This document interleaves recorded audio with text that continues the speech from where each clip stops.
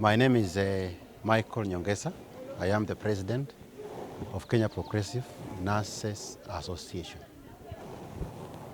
We are an association, a professional body, and our main agenda in healthcare is to ensure that nurses provide quality of care. And for this to happen, is that nurses must gain skills and competencies to be able to perform at their maximum, to serve our clientele and to serve our patients.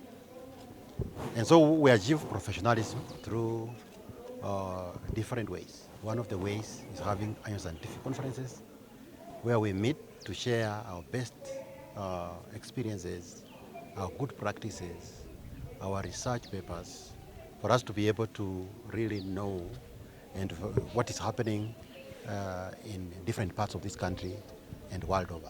So also informs our schools. That's the middle level and the higher institution of learning. And so what we study here, what we discuss here, it provides information to the institutions. So that in terms of issues of education and issues of practice, the schools can also capture, because they're a profession that is growing, that is not static but dynamic. So those are the kinds of we have. We have our governor. Our governor, His Excellency, the governor of Musi. He's not around, but we have postponed our opening ceremony to tomorrow because he has indicated that he may be around tomorrow so that he can also come and listen to the nurses and also share a moment with nurses, because alone as nurses, we cannot go far.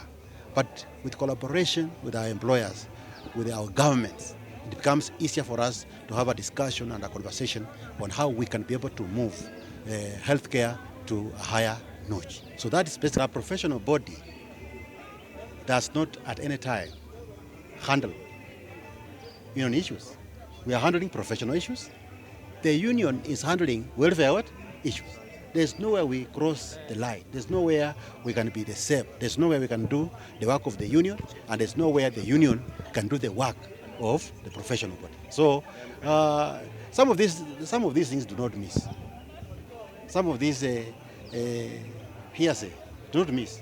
But I want to categorically say here and now that that is not true.